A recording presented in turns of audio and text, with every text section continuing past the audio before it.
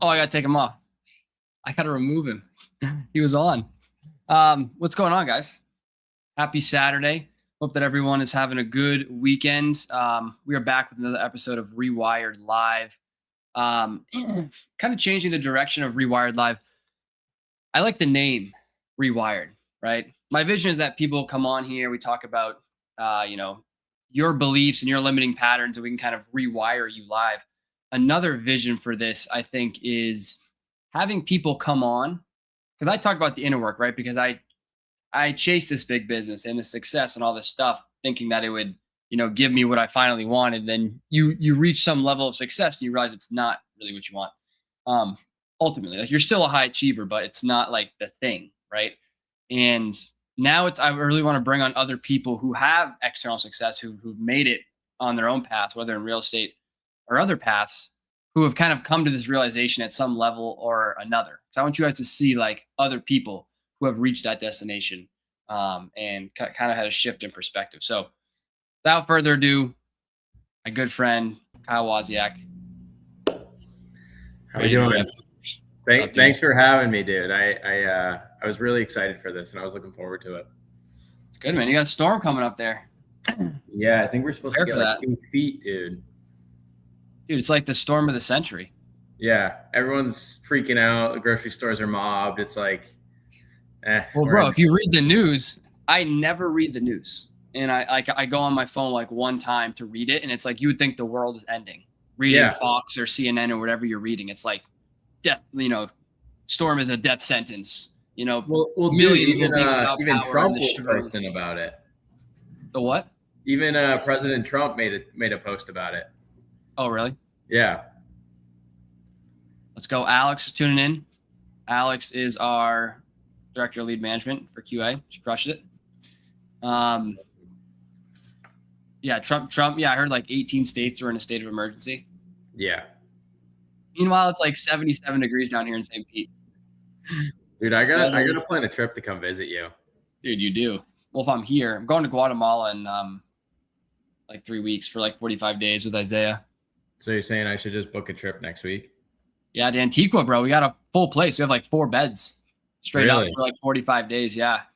Wow. If it is in the agenda, we're going from February.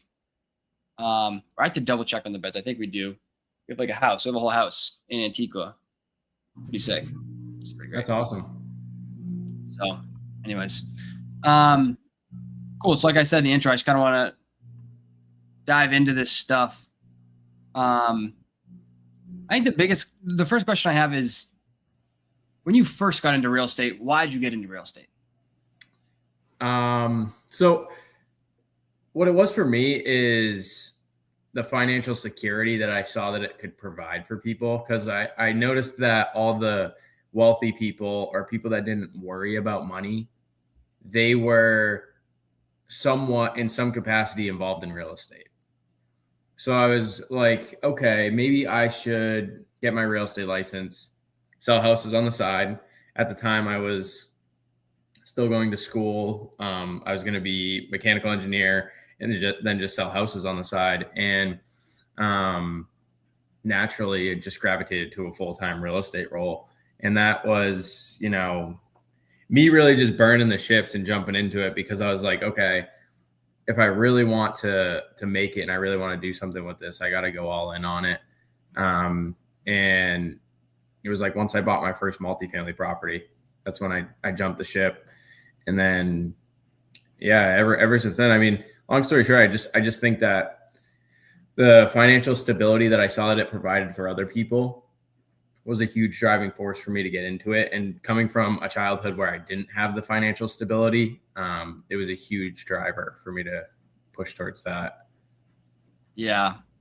Yeah, that's probably what a lot of people see. Now, not to put you on the spot right here on the live, but what do you think it was that the feeling that the financial security was going to give you, looking back on it? Like, what is that feeling? Because a lot of times we're chasing things externally because of a feeling we want internally, right? So like even because I was in the same situation where I was like, I didn't have money, or we did have money, but like, it was tight, right? Growing up. So I wanted that, but then I had to do the reflection, be like, why did I want that? Because I associated having money with finally being able to relax and feel peace and just feel like secure. But in reality, even if when I had a lot of money, I didn't feel that way on the inside, you know? So it's like this sort of illusion. But what do you think it was for you? I guess I just thought in my head that it would be more peaceful. Mm-hmm. You know, my childhood was chaotic because of finances. Yep. So I assume that once you get to that point, it's like you get to the top of that hill and you're then at peace with everything. Yeah. But there's a lot of internal work you have to do in order to find that peace, and it's not the money that brings it. Which is why I love what you're doing, because I think it's a huge thing that a lot of people fall victim to. Like, I feel like I'm starting to see it more with like people within my circle. They're starting to get too consumed by it, and it's starting to like separate us. You know what I mean? Mm-hmm. It's like people get too caught up in the money, and they get too caught up in like chasing the next thing, and then they're like, they get to the top of the hill, and then they're like, well, what was it for? And like, what did I sacrifice to get here now? And now you're like, crazy, bro. And I made a TikTok about this. And I basically was just saying, like, once you get to the top of that hill, like, you burned all those bridges, you did all these things, and now you're like, well, I wish I didn't do that. And like, I think it's important to tell people that you don't have to burn bridges in order to build a future for yourself. You can maintain good friendships, good family dynamics, all while still being that entrepreneur success, you know, that people tend to want.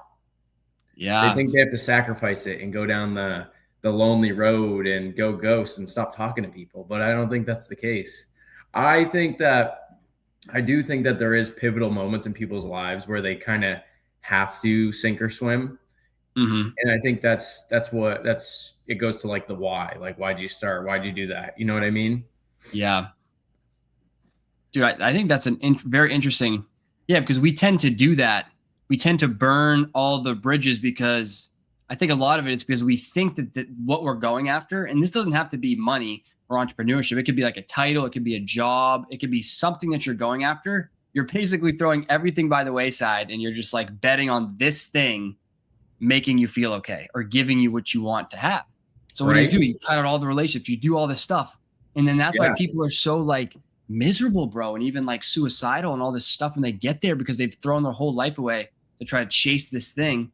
And then they get the thing and they're like, shit, this is not it. And then they're like, damn, I am effed right now. Like, I don't have any friends anymore. Like, you know what I mean? So it's like, it's just not, it's crazy. Yeah. And like I said, it's one of those things where, like, I wouldn't even say that we're at the top of the mountain yet. You know what I mean? No, well, yeah, I don't think there is a top. There's not a top. There's not a top of the mountain. It's just the what do you call it? The infinite game. You know what I mean? Or Simon Sinek calls it that. It is just an infinite game of, you know, just constantly being better. Like, and I think it's more of a flex to achieve success and still have like this amazing family dynamic and everyone still likes you, versus like becoming the victim and being the most hated person in order to get to the top. Yeah, dude, just like being that cutthroat, because that just doesn't even feel. I feel like people can convince themselves, but I feel like everyone wants to be a good person. They want to do good and they want to provide value to people. And I think there's this idea that it's one or the other. You know, you got to do different things. Mark Gilla for joining in. Good one. Mark, what's up, bro? Good to see you. Know Mark, Kyle, or no? Yeah, I got him on social. Nice. Yeah. Mark's crush it. Mark's an OG in the acquisition space. It's like sacrificing this thing. It doesn't get you there. I forgot I was gonna say something else on that point. But talk about, so the results you've had, like how much did you do in sales last year, just for a reference here, for realtor? So last year was about a little over 21 million in volume. Damn. 21 mil, folks. Come on now. This is not small chips here. Say that again. This is not small chips right here. That's a ton of volume for a realtor. Are you kidding me? 21 mil? Yeah. It's huge. And it's funny because like the goalpost is always shifting, as you know. Like last year, I was technically aiming for 25 mil, but I hit a little over 21. But if you go back year over year, I only did just under 17. So I still did almost 5 million more than last year, which is great, especially for being basically my what is it, 2.5 years full time, because I was 2.5 part time. But how much does the average realtor do in sales volume? Looking that up right now. They probably sell 1 to 5 houses a year. We actually have so many. Yeah, the median sales volume of a realtor is 3.4 million. Okay, so for reference, Kyle is 7x the average volume of a realtor, right? So again, these are people who, it's like bringing people on who've had some success. It's not just, I think that helps with some credibility of these concepts we're talking about, right? Like you do that, I'm building the wholesale business, did a couple $1 million in revenue, going for like $3 million this year, but it's just not the thing. And it is this process. It's this infinite journey. And that's the biggest thing too. I was going on a walk this morning. I was like, where are we all going? We're always going somewhere. Someone's ripping here, ripping there. It's like, where are you going though? Right? It's like, just be here, be in the present moment. Like we're always going somewhere. And then you just die one day. You've been going the whole time. You don't even like know what's going on. Like I made a post about today, like this is life. Like this is life, the live. Like life is driving to the gym. It's getting into the gym. It's doing a rep at the bench. Like that is life. And we're so caught up in just like the future and trying to achieve our goals that we just miss it all. Mm-hmm. We get caught up in trying to be the better future version of ourselves. Yeah. And I've been reading this book lately. It's called The True Measure of a Man. And it's a great book. I'll send you it. But it basically says it dives into the meaning of life, basically, because we're all searching for it. You know what I mean? We're all on this pursuit to find the meaning. And it genuinely just says you just need to work on your character, your wisdom, and your love. So basically, the dynamic of family and love life, being the best person you possibly can be, whether that be diving into your spiritual journey or just becoming a more reliable person. And then wisdom is priceless. Constantly learning. So if you're constantly learning, you're constantly trying to be, the best you and showing up as the best you possible, it all works out. Yeah. I love that. Character, wisdom, and love. There's another a book by Jim Murphy called Inner Excellence. Mm-hmm. And he has a similar 3 trio. It's like wisdom, love, and courage or something, I think. But very interesting thing. I love that. So in regard to the kind of the inner work, I think that's part of it. I know you said you had done some inner work, kind of a subjective term, but what has that been to you? And I guess actually as a pre question, how has your viewpoint changed on life? You kind of talked about it a little bit, like it's the infinite game. Like when you were first getting into real estate, you thought it was one thing, and then you had some success, right? You did a ton of volume as a realtor, like enough that it should have been the thing if it was what was going to be the answer to the solution, right? Like if you're going to do 21 million and it doesn't do it, then 30 million is probably not going to do it, at that point, right? So what was that initial perspective, and then how has it shifted to the perspective now? I guess the initial perspective is like you're like on cloud 9, like nobody can stop you. It's an ego thing. Yeah.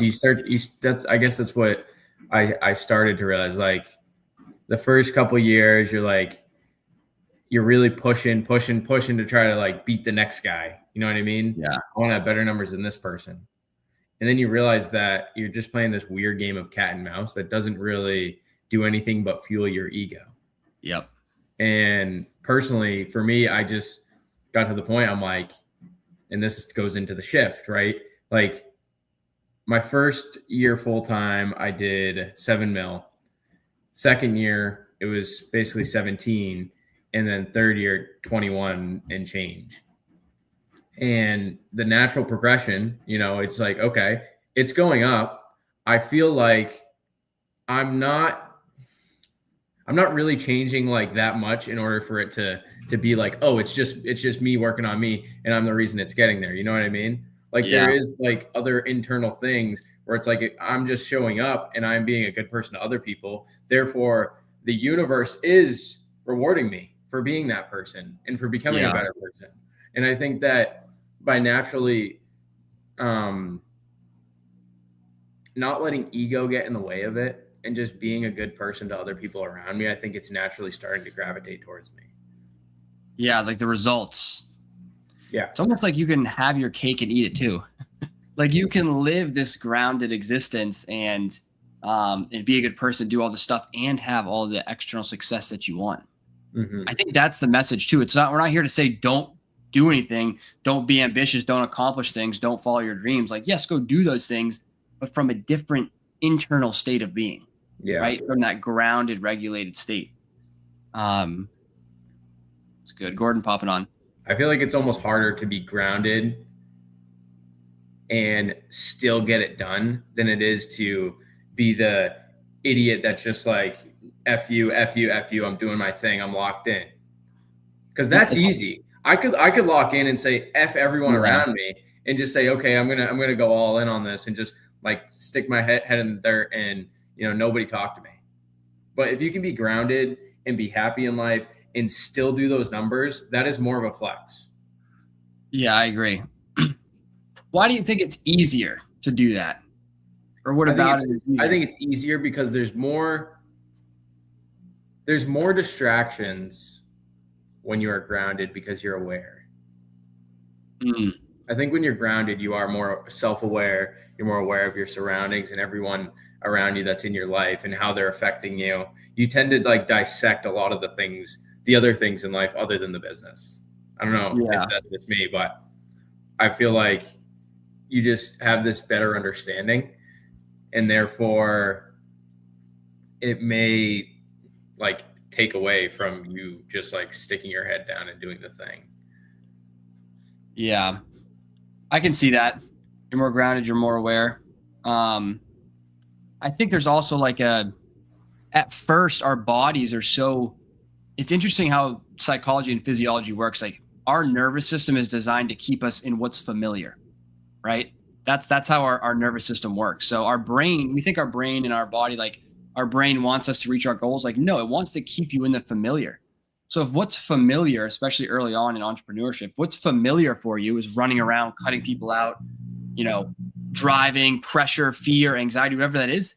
When you consciously try to change and say, hey, I want to go be different, there's like all this internal friction and it's hard to do that.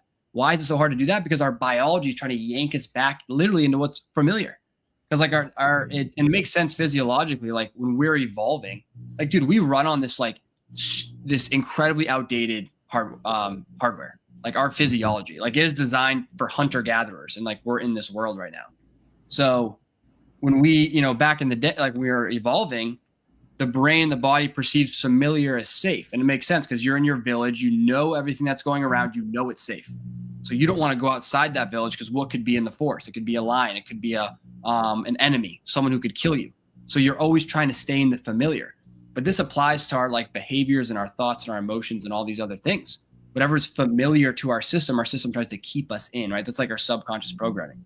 So I think a lot of it too is, especially if you act that, the first way you talked about early on in your career, and then you try to switch, there is a lot of internal resistance and it feels hard until you make that second way your new baseline, until that second way is more familiar to your system than the other way. And then that becomes more easy. It's like your new default, right? It's like your 2.0 baseline. So interesting. I like that a lot. You may have just dissected it there. Like, I think I know why I'm feeling the way I am then. Yeah. So that's what, that's what it is. It's like a little bit of resistance to the old pattern because you've been in that pattern for so long, as have I, as have everyone in entrepreneurship, because you're taught and you're conditioned that entrepreneurship has to be this pressure, this force, this anxiety, whatever it is. And it could be anything. You could be at school, you could be in college, You could be pursuing a career. You're taught that you need to push and grind and force. Mhm. So as you try to step in this new version of yourself, you have to, you have to rewire those programs. And it really just happens through repetition. So I talk about the 4 phases in Built though, right? It's really like awareness, regulation, visualization, and release, right? And then that's what allows you to transcend. But you have to be aware of the patterns first, like be aware of everything that's happening subconsciously. Oh, I react to this person like before my mind can even think about it, right? I react negatively here. I get angry at this, right? I feel like my ego's trying to be selfish here.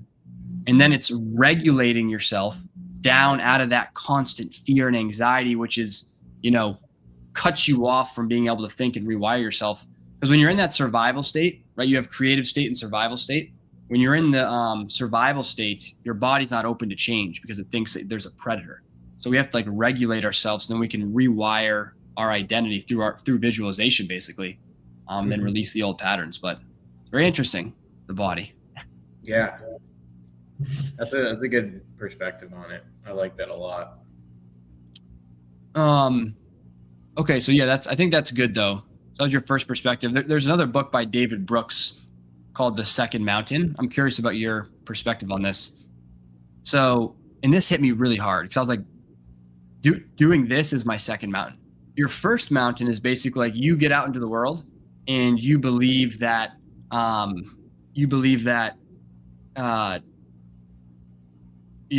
wholesale business is going to do it for you. Like that's your purpose. And it's like a self-seeking mountain. But then you get to the top of that mountain, $21 million in sales volume or a certain amount in the wholesale business, and you realize that's not actually it, right? So you get to the first mountain. Then you realize there's a second mountain. That second mountain is usually like the way, right? It's the way of being grounded. It's, seeking to serve other people more versus being so self-centered and focused. What are your thoughts on that concept? Like the first mountain and then kind of the second mountain, and what do you see as your second mountain if you do see one? It's interesting because I feel like, honestly, sometimes I get lost in seeing that second mountain. Just because I think that I did see the sales, transactional real estate sales as the first mountain, right? And you get to that. And now I'm like, okay, what's the next thing that I'm going to feel that same thing again? But what has been almost the supplement for me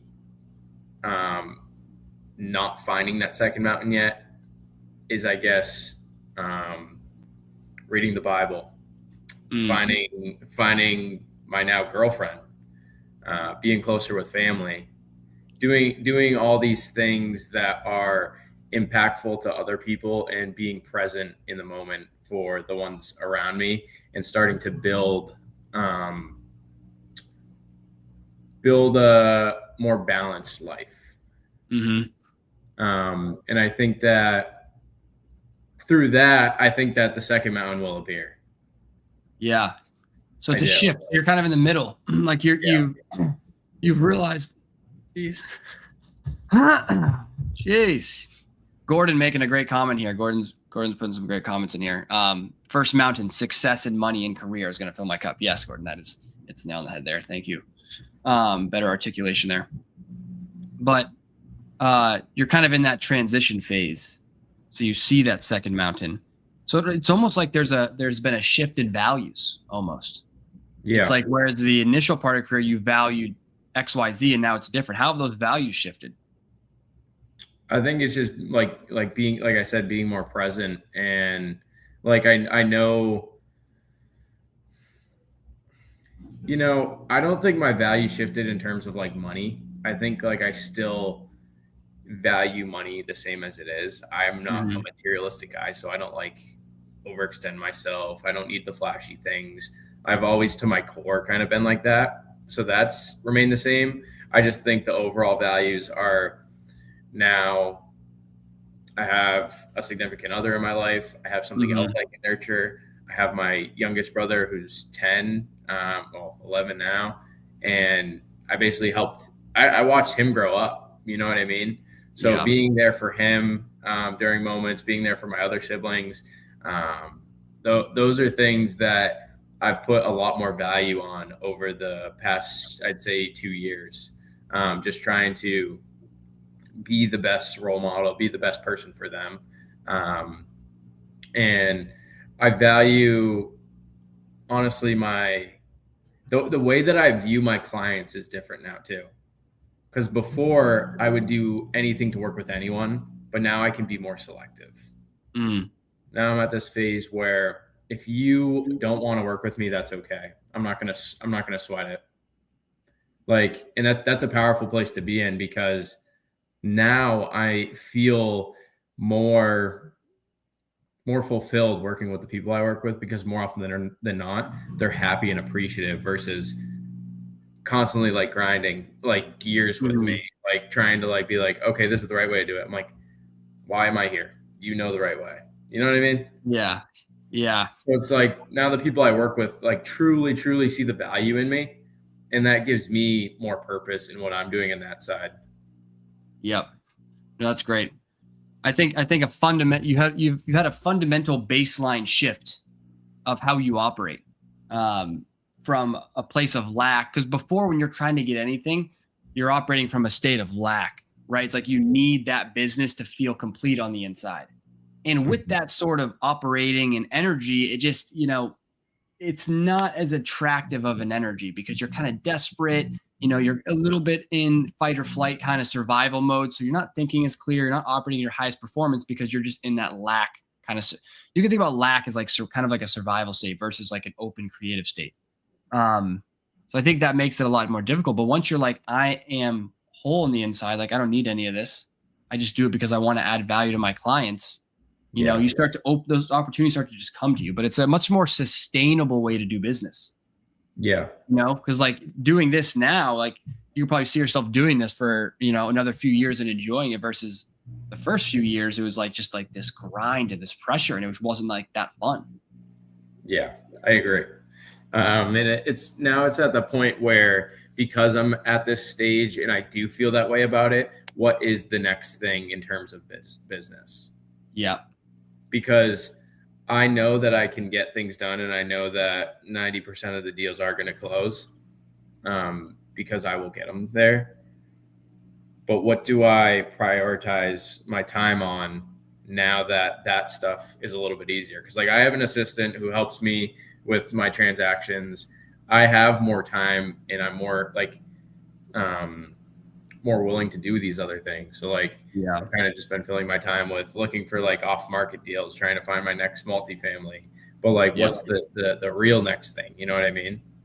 Maybe it's tackling like a big property, get a big 20 unit building. But it's from this, but you're thinking about and this is the thing. It's like, it's not like we're not going after our goals. We're just doing it from a different state of being. It's like more fun now versus this pressure, right? Why is there pressure to accomplish our things? Because we need it to feel validated. That's why there's so much pressure that's created, because you're like, I need this to feel like I'm enough. So obviously there's a lot of pressure. You're like, I need this. Oh my God, you're desperate. But when you're already enough, it's just fun. You're like, okay, cool. Let's go see if we can get a 20 unit building. That'd be dope. Let's go do it. Right. But it's not like this desperation thing, right? It's like we are acting from inspiration, not desperation. Yeah. If we can just follow that one rule, we're just going to enjoy the process. Because like you said, it's an infinite game. It's just like the point is to do it. So would you say your next mountain right now is like the YouTube channel, podcasts, and all that? For sure. Yeah. Yeah. Like the Built for Impact, like teaching the inner work. Built is the way that I teach the inner work. But growing my social media, talking about this stuff, especially to young entrepreneurs, is my second mountain for sure. Like I do this for free. I do it for free right now. I think it's awesome how much like time and effort you're putting into it, because you can see you are passionate about it. And that over time is only gonna, be prosperous. Like you're gonna see the benefits of it for sure. Yeah. And I'm not, and I know it'll come. It's just like, the other thing too is like, if you're just yourself, man, like everyone's so like afraid to be themselves, I think too. It's like no one will ever beat you at being you. So if you can just like go be you, you're going to crush it in life, because no one's going to be better at that than you. But we're trying to fake these things, and we got to act this way so people think we're cool and do this and do that. That's exhausting, because you're just wearing a mask. You know, you're playing another character. Just play the character of you. I Right? tell Just all level the newer agents that get into real estate, I say my one piece of advice is be yourself, because if you're not, you're going to be in the industry for 3 to 5 years playing a circus act, and you don't want to keep that up. It's exhausting, man. I think people can sniff that out from a mile away, bro. Like when you're just like not yourself, when you're just acting like someone and you're being fake, it's like it's so stale, you know? It's like being yourself is like a breath of fresh air. You get on, you know, and you're quirky and you're weird, and that's cool, man. We're all a little weird. Like we're all different. That's the point. You know what I mean? The point isn't to be another clone. The point is to be yourself. But we think that we won't be accepted. Again, limiting beliefs, things like that. Yeah. But it's so much more fun to be yourself. Like life is way better if you can just be 100%. Yourself. No 100%. Inhibitions. Like you don't care what anyone thinks. It's great. And then guess what happens too when you do that? You start to attract people that are like you. So this is the paradox. This is the crazy part, because when you're yourself naturally, you start to attract people that like what you like naturally. But you can't do that when you're putting on a front, because you're just attracting the people that are attracted to your front or to your second, you know, your alter ego. But when you're yourself, you attract the people you actually want to be around, and you're happier. So you can just get over this illusion, you know? Yep. Yeah, it's a powerful thing. Like, and it's a tough thing to do. Because some people who are always in this personality to gain the respect and like of others all the time, it's hard for them to shift that, because then their circle dwindles down. It doesn't feel the same, and they're like, well, like it's like, who are you when you go home? You know? Yeah. I think, and that's part of it, you know, because if you've built a whole life around that, you're going to have to go through a period, like a little lonely period. You're going to have to shed some of that old stuff, but you're doing it for the ultimate. Like maybe it's a year of that. Maybe it's 6 months of that. Maybe it's a little longer than that, right? Of just like reforming. But for the rest of your life, you'll have this grounded foundational way of being that's in alignment with who you really are. And I think there's just so much less friction and pressure and worry and all this stuff when you're just being you and doing what you want to do, what you know you're meant to do, right? There's just a lot less for you. How did you find what it is that you know that you're meant to do and what you enjoy and like doing? That's a good question. That is a good question. Gordon was tuned in for a little bit, made some great comments. Have a good Saturday, Gordon. Appreciate it. How did I know what I like to do? So there's an interesting concept from Buddhism. It's called Dharma. Have you ever heard of that? Yeah. Your Dharma. I heard Jay Shetty talk about that. Yep, it's in his book. Think like a monk. It's actually the most recent episode of Built for Impact talks about this exactly. Okay. Finding your Dharma. So your Dharma is the intersection of basically what lights you up, what gives you energy, what you're good at, what you're naturally good at, those two things, and what the world finds value in. It has to be those three things. It can't just be something that lights you up and you're good at. If the world doesn't find value in it, it's not your purpose. It's just a hobby. Like I could love to play darts, right? Or I love to play pickleball, right? It lights me up, it gives me energy, but does the world find value in me playing pickleball? Well, not really. So that's not really like my Dharma. Whereas maybe if someone who's meant to be like a pickleball teacher, that could be their purpose if people got value out of it. So purpose isn't something that you find. It's really something you remember. That's what it is. It's something you already know. You already know this about yourself, right? Because you can look back at early times, like, what have I always loved to do? Because I always, especially as I brought on people in the company and I would be doing meetings and things, I loved just the meetings. I loved coaching and teaching, really teaching more than anything. That's what I love to do. I love to teach and talk to people and coach people on this stuff. I was like, I've always liked to do that. So I had that in the back of my mind is, okay, I always like to do that. And then I would get responses from people like, hey, you know, I really got value out of that. And I started to get that feedback that was, people found that valuable, like what I was saying, how I was communicating them. And then my skill, I think, so that lights me up. I think what I'm naturally good at is communication, articulating things, maybe things that are esoteric or understood or not very well understood, that might be kind of abstract or spiritual, and being able to communicate that in a way that's easy for someone to understand.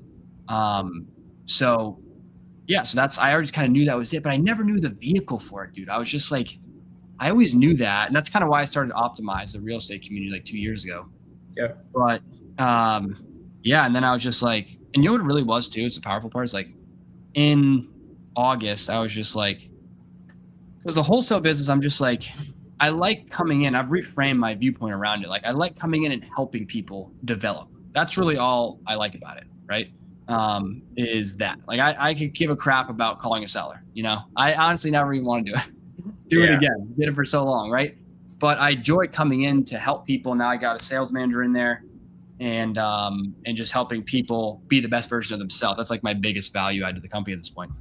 But I forget where I was going with this.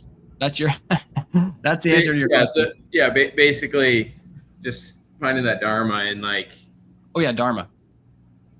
Yeah, so it's something you remember, right? So thinking back, like what was it for you that did? Oh yeah, so I didn't know the vehicle, right, for it really. I didn't know the vehicle, and then I was just like, because a lot of times we have this thing in the back of our head, like I want to do this, right? I want to do that.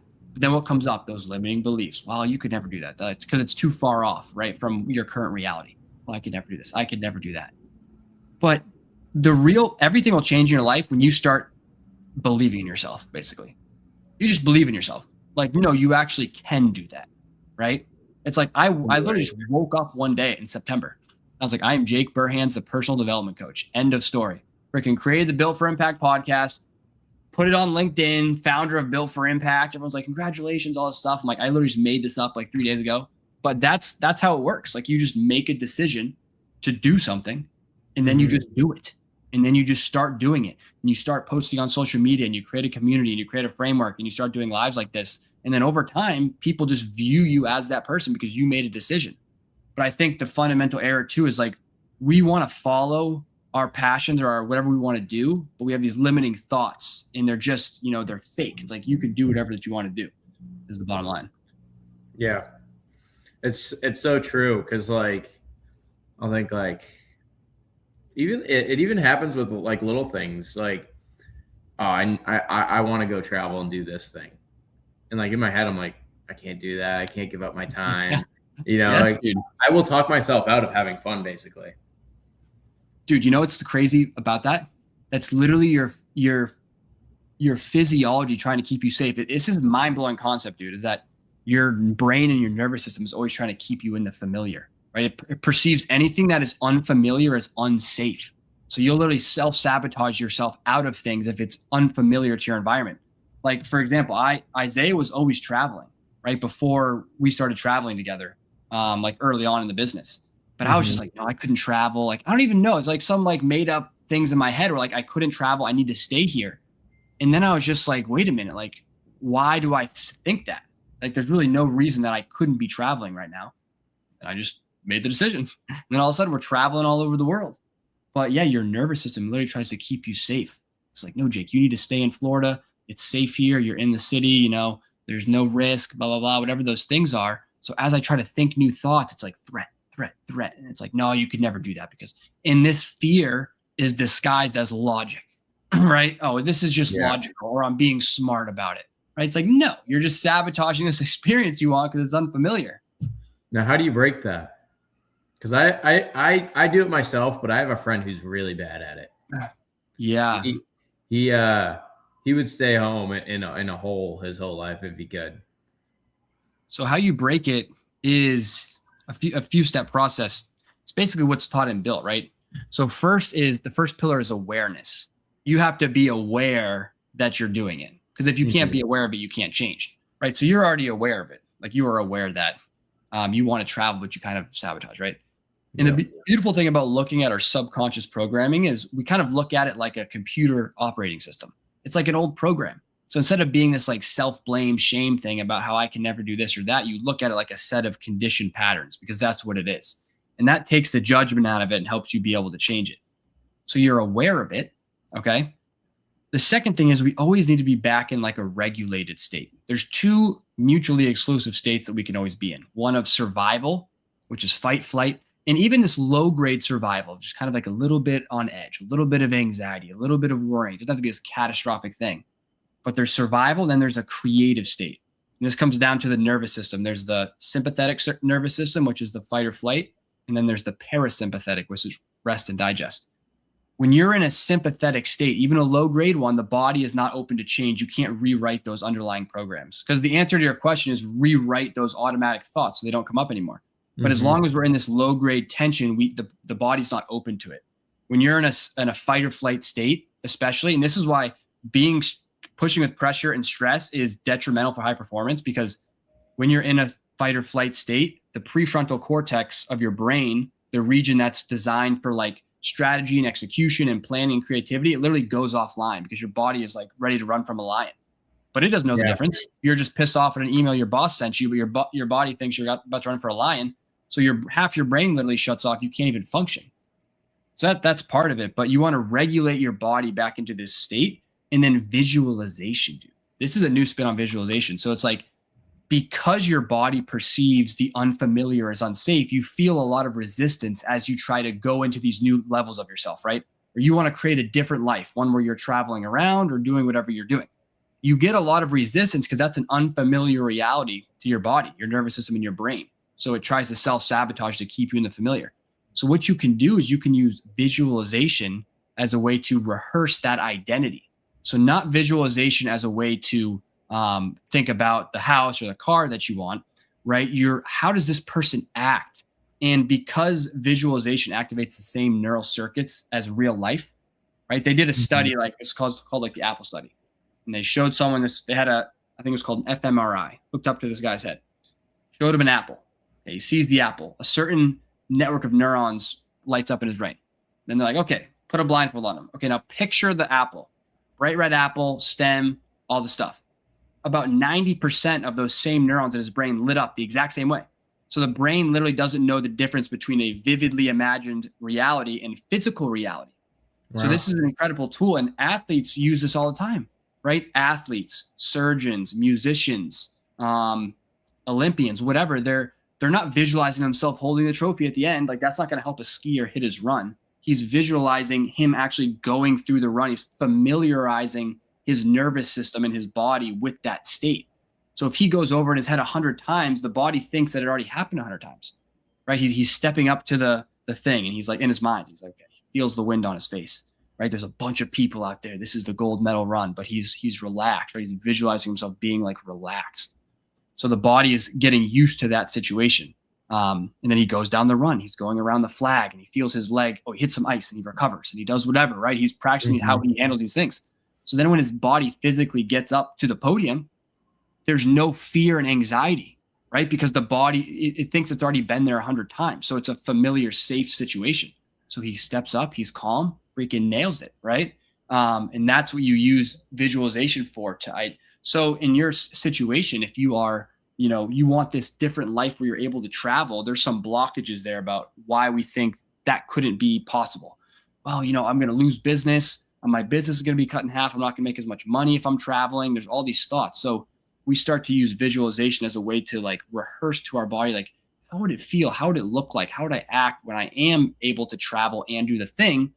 And that becomes more real to you than even anything in your external world. And then naturally your behavior aligns when you change the identity, because everything flows downstream of identity. So you change your makeup of who you believe you are. Basically, you're the realtor who does the same amount of volume while they're able to travel whenever they want around the world. That path becomes clear, because and here's the thing that everyone like thinks. It's like, okay, I'm going to think a thought, implement a strategy, I'm going to get the solution, but they miss the physiological part of it. Like, your body needs to be regulated, and you need to reprogram those stored patterns. So really it's like state. You need to be in the grounded state, right? Which dictates your perception, which is how you perceive things, which then dictates thoughts and actions and results. So as you get into this new state of being as the person who can do this, your perception of the world will literally change, like your reticular activating system. So how you perceive things will completely change, and you'll start seeing different opportunities about how to make this reality possible. because you believe it, your system's familiar with it. So your perception has literally changed. But that's how you would do it. That's awesome. I was taking a lot of mental notes there. In 15 minutes, to your answer. Yeah, no, that's great though. It's amazing that you have deep dived into this so heavily that you are now no idea, bro. You're now that guy. You're now like you're the how should I put it? You're like the more digestible Hormozy. I like that, bro. I can get behind that because I have a love-hate relationship with Hormozy though, because he has a lot of good stuff. Super smart guy, like knows a lot about business, obviously very successful. I just think that people have an underlying problem. Like they don't know how to operate internally. Like everything I just said there, no one knows that. Right. Yeah. So if you don't know how those patterns work and you're trying to go implement something that Alex Hormozy is doing, and then you're failing, and then Hormozy is just like, no, you just need more discipline, more pushing, more power. It's like, dude, you are using your subconscious mind runs 95% of your daily actions. You understand? Yeah. That's crazy. 95%. So if you're using the 5% conscious willpower to try to overpower that 95%, obviously it's going to feel like so much struggle and so much force. So why don't you do that inner work to reprogram those patterns so that the 95% is working in your favor instead of against you? Let's start thinking now, what is the most important next step, like the minimal steps to get there? Because like you just gave a very wide, broad overview of like the internal work, like genuine internal work and how your brain works, right? Like how do you now create this? The podcaster in you is flipping this right now. This is great. I'm flipping it, dude. And because honestly, it helps me, it helps you. What are the small tasks that people could do to get to that? Yeah, I think being more aware, reading more books. Yeah, exactly. No, so it's not necessarily more knowledge. I think the first and biggest step is just being aware of the patterns that are holding you back. Like just identify those. Okay. That's the first step. Yeah. Like that's step one. Write them down. Write them down. After this, I'm writing down all the things I'm aware of. Yeah, bro. Like literally do it. Like what are all this stuff? And the more that you have this like awareness, like once you understand that this is how it works, you can't go back. You know what I mean? You can't unknow this information. You can't understand how this works. So you're aware of all the patterns, and then you'll start to realize it in your day-to-day, dude. Like I had just the other week, I realized like my relationship with time and how I feel like I never have enough time. I was like, this is a dominant belief for me. I feel like I never have enough time. And guess what happens? You really do. Yeah, I do. But guess what happens? My perception now gets distorted and it filters back to me everything that is in alignment with my dominant belief. I never have enough time. I'm running around. I'm going 3 steps up the stairs at a time. I'm smashing my toe on the bed. All this stuff. I never got enough time. Everything's chaos. Right, bro? And I'm like, I think that narrative's pushed by a lot of people. Because like you will come across other entrepreneurs and they're saying, man, I'm just like so busy. There's not enough time in the day. Like it's constantly being pushed on you externally. So it's hard to shift that. Yes, dude. Because that's the message. And it's like, but those entrepreneurs don't know what they don't know. That's the problem. Yeah. It's like, and the problem is that they got results operating that way. So it's not that it doesn't work operating that way. It's just that it sucks operating that way. You know what I mean? And that there is a better way. So, but that's how we form these beliefs, because we look at all these entrepreneurs, Alex Hormozy, whoever the people are, Pace Morby. Yeah, you got to grind and it's just a miserable existence for 5 years. And you're like, oh. Then you hear 10 people say that and you're like, oh, that just must be how it is. And then you form a belief that you have to grind and struggle. And I'm not saying you don't have to do the work. You do have to do the work. Like you have to be incredibly consistent over years to really build something. But the thing is, if you really want to build something sustainable, you need to be grounded on the inside. You need to understand how to regulate yourself. So before you're taking another tactic, before you go into another seminar on how to build your $1 million business, you need a blueprint for your internal operating system. Like you need to figure out how to do that work so you can show up as your best self, because peace is a performance multiplier. We think that calm and peace is like this passive thing. I'm not going to have any ambition. Like, who am I going to be? It's like, no, this is going to help you regulate. It's going to help you think clear. It's going to help you execute better. It's going to help you have more energy. It's going to help you have more emotional bandwidth so you can deal with chaos. Like you will be the highest version of yourself. So awareness of the patterns, I think, is the first thing. And then the second big thing is regulation, right? So awareness without judgment, that's a huge one. So be aware of it. Don't judge yourself. Look at it just like an old program that's running, right? And in order to regulate it, it's essentially just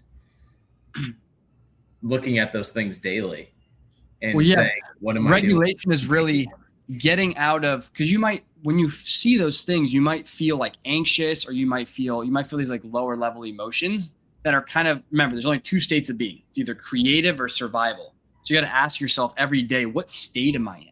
Yeah. Am I in more of like an open, creative, regulated, and you know what these feel like you know. And I like when you said that, because it is true. Like when you're like, you have David Goggins yelling at you, your prefrontal cortex can't work because you're like, I need to go like protect myself. And that's why I think that like I realize that I'm more creative at night. Yeah. Like when I'm starting to wind down and my body's just like, okay, you're calm. I'm starting to think of like all these crazy different like avenues of life and like what rabbit hole could I go down? Yes, dude. Isn't that nuts though? Yeah. Because your brain is literally shut off, bro. When you're getting like, when you have like pressure and you're like, go, go, go. Everyone's like, you got to push hard to all this stuff. Your brain is like, oh my God. Your body's like, oh my God, we are in a fight or flight situation. Turn the brain off. We got to run from a lion. Yeah. And then you wonder why it feels so hard to do anything, because you're in this survival state all the time. So the regulation part becomes about constantly regulating throughout your entire day. Whatever happens, right? Mm-hmm. Something happens, deal falls through. You need to have what's called interoception, which is basically the mind's ability to read the feelings of the body, right? So we're constantly scanning things in our external environment, but being present, tuning into how you're like, is your heart beating really fast? Do you feel a feeling in your gut? Is your back tense because a deal just fell through, right? That's interoception. And you can start to look at those things as just feelings, right? They're just experiences rather than who I am. Because what happens is like a deal falls through and then you feel the fear and then you're like, oh, I'm incapable. That's the problem. It's like fear happens, boom, I'm incapable. I can't do this business. I'm not cut out for it. That's like the end result. We think that's how it starts, but really it's an event. It's a feeling in the body and we are putting a narration over that feeling. So it's really like being aware of those states and constantly regulating. And every time you choose to regulate, right? How do you regulate? The breath is the easiest way, right? Mm-hmm. The breath, like being present, feeling your feet on the floor. And these are mechanical things. These are not anything you have to believe in. These are like, you slow your breath down, your body will literally physically slow down. You don't need to believe in it. It's just something that you do. So, right. I think Jay Shetty's book talks about that a lot. Yeah. Things like a monk. It's like going into your next appointment, deep breath. Yes. Reset. Exactly. So the exhale, as long as your exhale is longer than your inhale, it signals safety to your nervous system. Right. Yep. So in every situation, because we know that when you go into survival, your brain shuts off. When you're like anxiety and fear, you can't think as clear. This becomes a huge high performance tool because you're in a stressful situation. You always have power over that situation.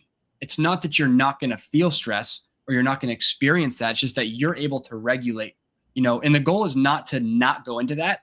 The goal becomes how quickly can I be aware of it and get back into this creative state so I can make the best decision in this moment, so I can execute at the highest level versus reacting from that stress, Mm-hmm. So awareness and regulation is a lot of the work. And then the visualization stuff you do like in the morning and the evening to start to make the new state of being familiar to the nervous system. So as you're doing that visualization work, less of these negative thoughts and reactions come up because it's not the new baseline anymore. You're trying to condition a new default state of being. It's basically called an attractor state. I'm giving you some great content here. Yeah, dude, this is awesome. I really did get you deep diving here. Yeah, hold on. I gotta bring it back to you here real quick. What were we saying? Someone on TikTok was. You were basically talking about awareness. It's called an attractor state. An attractor state, that's what it was. An attractor state is basically like where you always fall back to. It's like your baseline level of being. Okay. So think about an attractor state is maybe like a thermostat. So your identity and your patterns are like a thermostat. So if you're set to 70 degrees, right? An opportunity comes in at 85. Opportunity to speak on a big stage, what you always wanted. That's way too hot. It's way too much of an opportunity. Your body's going to regulate you back to 70, right? It's like, nope, and we're going to sabotage. I gotta deal with the business that weekend. I'd love to go out to the event, but I just can't, and you're going to make it seem like it's some noble excuse, but you're back to baseline, right? But it also works the other way. Like if you dip below and you're not performing where you should be, you're going to come back to baseline. So the goal is to change that attractor state, change that thermostat setting to the one that you want. That's calm, that's grounded, that's confident, that's loving. And then even when these things pull you out, where are you going back to? You're going back to that baseline every single time. It's like the attractor state. The other way to look at the it book, Courage to be Disliked. No. That's a great one. He says in there, he says you're like a well. A well remains at a certain degree Celsius, no matter what the temperature outside is. And you want to constantly be a well. Yeah. Because no matter what the external is pushing onto you and making you go crazy, like you're stressing about something, you want to constantly just remain at that state and find that better baseline instead of having to retract to a bad baseline, like you're saying, right? Yeah. He's literally talking about like you're essentially just like raising the baseline. Yes. Yep. Because think about it this way too. Like your attractor state, think about a marble sitting in the bottom of a bowl. Okay. When you are operating as your old self, you have these old programs of limiting belief and all this stuff. When you're trying to just consciously change with your willpower, it's like you take your finger and you're pushing the marble up the wall of the bowl. Okay, great. You can push it up the wall of the bowl. It's a lot of force, but the second you stop trying, what happens? You let go of the marble, whoop, right back down to the bottom. Right back down. And that's you collapsing or burning out or self-sabotaging back to who you believe yourself to be. So the game begins about like raising that bowl or changing that center so that you don't have to force so much, right? Because everything's just going to flow. Yeah. It's great. So, but where do you think that, I guess those three concepts right there, I guess what is your interpretation on that? How do you think that applies maybe to your experience? To me, I mean, I think it's great. I'm probably going to rewatch this video, honestly, because it's like, there's a lot of good things that you can take from this. And I think what I tend to neglect is I'm aware of what I'm like feeling in the moment. I'm very emotionally intelligent, but I don't do that next step all the time that says, okay, how's my body feeling? How am I doing? Like, if I just calm myself down right now, like what am I capable of? Yes, dude. Almost like that. Take like outer body experience. Like, okay, like how can I just, remain, get to a better baseline and reevaluate. Yeah. State regulation. No one talks about that. Yeah. No one talks about your state of being, dude. It's like, it's all mindset. It's all mindset. It's like everyone just thinks it's a cognitive thing. Oh, let's just positive affirmations and we'll think better. You need a better strategy. Okay. Yeah. Well, what if you're in fight or flight and half your brain ain't working? How's your strategy going to work then? It's not. Yeah. Your strategy is not going to work. It's been tough. I mean, so I've been kind of on the like this bulking journey, like trying to put on a little bit of weight, and seeing the mental shift by putting on weight really does show how your body connects with your mind. Because I'm now more tired because I have more weight on me. It's not all muscle yet, but you start to think slower in a way, and your body's more fatigued. So therefore your mind's more fatigued. And it gets you, it's so amazing how the body and mind work. And I don't know how the people that don't go to the gym at least 3 to 4 times a week survive. It is crazy how it's constantly getting feedback, right? Yeah. Yeah, it is wild. Yeah, there's this concept called interoception. It's just wild. It's like the brain is constantly checking the body to try to get information. Like it's checking your heart rate. It's checking your muscle tension. Mm-hmm. It's checking your breathing to try to get information about, hey, are we safe or are we in a threat state? Yeah. So when your heart's racing, right, you're all tensed up. You got an email from the boss, and your shoulders are tense, and you're breathing really shallowly because you're bent over. What is that sending a signal to your brain that like you're in a threat state? Yeah. Like you just outran something. You're in a cave. You're hunched over, right? Like you're in danger, and so your brain shuts off. So,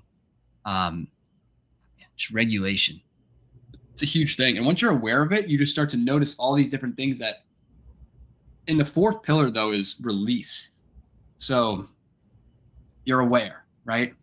And the beautiful part about this is it puts all these phases together, because a lot of personal development just focuses on one. It might focus on mindset or awareness, right? But you can have all the awareness in the world. If you're not regulated, you can't facilitate real change because your body's not open to learning.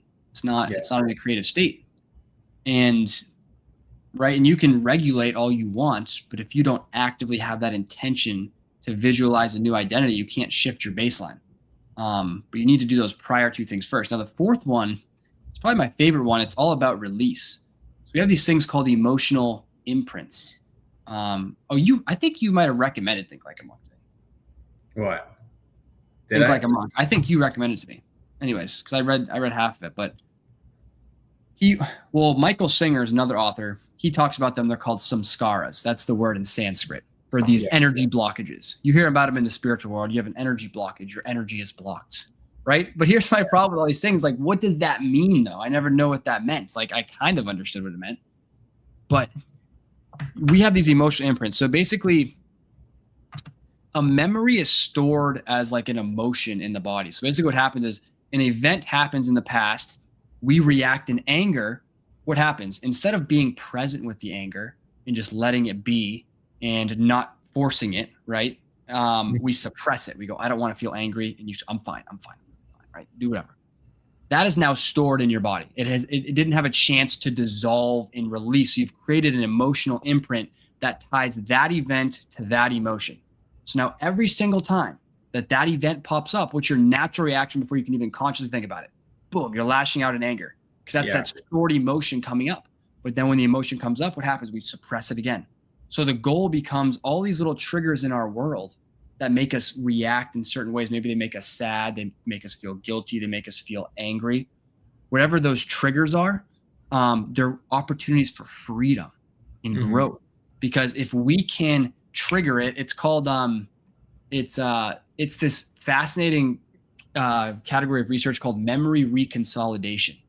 Which I guess happened in the early 2000s. But we used to think that memories were stored, could never change them, right? They're like in a file cabinet, locked away. But now, when a memory is reactivated, it becomes like what they call labile, but it means that it can be editable. Like you can change it. So when that trigger, I don't know. I don't know if it's from a book. I was just in some research I found. Oh, okay. Yeah, but I'd be interesting if you knew a book about it. Yeah, I could have sworn I've read about that. Okay, interesting. Yeah. I'll have to know the book. I don't even know where I find half the information. I'm just constantly looking at stuff. But so it becomes editable. So now that trigger happens, but instead of suppressing it, you're relaxed. You regulate your system, and it basically updates the memory in your body. So now that event that previously made you angry now has no control over you. And all of life becomes about releasing these emotional imprints. Because when we have all these samskars, these emotional imprints, it's basically like Michael Singer talks about it. It's like you have a bunch of thorns in your body, right? And there's like everything in the external world is agitating these thorns. So instead of removing the thorns, what do? Like we're trying to move throughout life and make sure nothing hits the thorn, right? We're avoiding this situation, this person, this call, this event, right? And it's like this constant, like just avoiding things. But it's like, why don't you just take the thorn out? And then you don't even have to deal with the thorn at all. And taking the thorn out is letting the trigger happen. You feel the emotion of anger or sadness or whatever, and you let it be, right? You can't resist the emotion, meaning, and this is where the awareness comes in the regulation, right? Part of it. It's like you need to be aware that a trigger happened, and you need to regulate yourself in the moment so that it just exists. And then if you just relax, it'll dissolve. And then over time, if you keep doing that, that situation will no longer have effect over you. That's a 4-phase journey. And if you do all 4 of those things, you stabilize into like a new baseline attractor state, a new level of being. And then you're good. Then you're built for impact. You're ready to rock. Hell yeah, dude. Hell yeah. That's great. Then you go chase your goals. Yep. That's amazing. But yeah, man, good stuff. So yeah, it's definitely the second mountain though. It's like, but I just want everyone to understand their second mountain sooner. Mm-hmm. I was talking to my buddy, curious about your thoughts on this. He was just saying he calls it outcome fever, but it's like when our identity is just always tied up in the outcome of things, the deal, the job, the money, and it creates Outcome this like, fever, yeah, dude, it creates this like tumultuous. You like all you can fixate on is getting that next deal, that next thing, because that's what gives you life, and it just becomes this exhausting thing. And dude, it even goes back to like when we're kids, dude, like when we're in hockey. And we're like, dude, I gotta be on the AAA team. I can't be on the AA team. Are you kidding me? I gotta be on the varsity team. I gotta play D1 hockey, or I'm not even gonna play hockey. Yep. Outcome fever. I needed that to validate. It's no bueno. Yeah, I agree. I think it is a thing for sure, and I think we are at the point where it's more of like we're attracting the outcome instead of having a fear of the outcome. Or fear that we won't achieve the outcome. Yeah. Great, dude. Absolutely great. I think we'll keep us around an hour. That was good though. That was absolutely incredible. Yeah. Any last thoughts for the peeps out here? Any last thoughts, things for them to chew on, advice that you have? I think it was a good session actually. It was the first time I've done like a little, it kind of was rewired. We kind of talked about the things that you were going through, which was kind of cool. I guess what are any last words? Last words. I don't know if I have anything. We just dissected everything.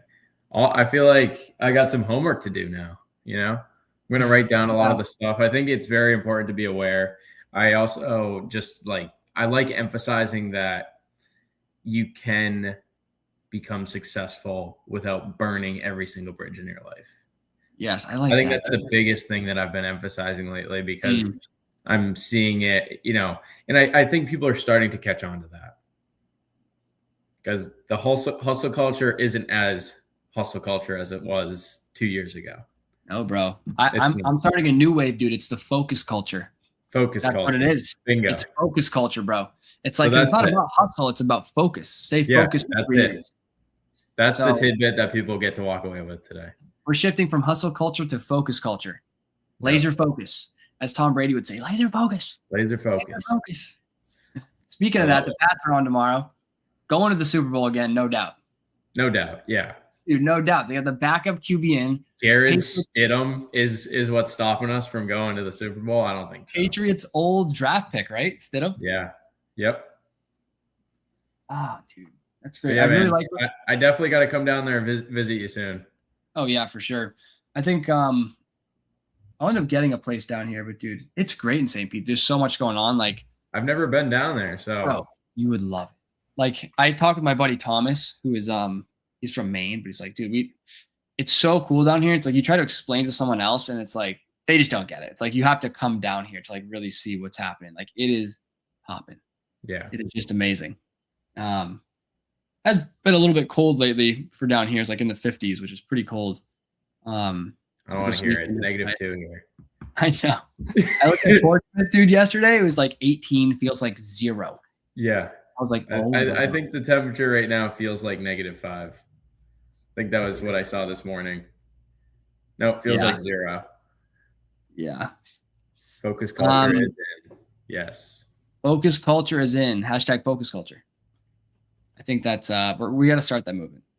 But I do really like what you said about specifically. You said this is a different frame I haven't actually necessarily heard, is that success doesn't mean you have to burn a lot of bridges, because that's very real. Like, stop burning your bridges in attainment of this thing that you're chasing. Yeah, it's not the thing, because people get burn the ships confused with burn all the relationships around you. Yeah, burn the ships. Yeah, dude, that's so true. You burn the ships, freaking. You go ghost. You don't talk to anyone for 3 years. And you're like, hey, man, how's it going? It's like, who are you? Like, go keep doing your thing, Oh, yeah, you're too good for us. Yeah. Type of thing. No. It's a thing. All right, folks. Well, appreciate you coming on, Kyle. I will Thank you, Jake. Yeah, you got to come down here. I'll be up in the summer though. But dude, we got to go live on TikTok though too. If you're ever, so I'm doing lives every day between like 9 and 10 on TikTok. Mm-hmm. So if you're ever like in the car or something or just whatever, and you got your phone on your stand, you just want to like flip on a TikTok live, it could be a great way for both of us to. I'll do it. I'm on a mission to post at least one TikTok every single day this year. So I've been very active on there. That's good. It's very good. All right, bro. Till next time, everyone, all the peace, all the power.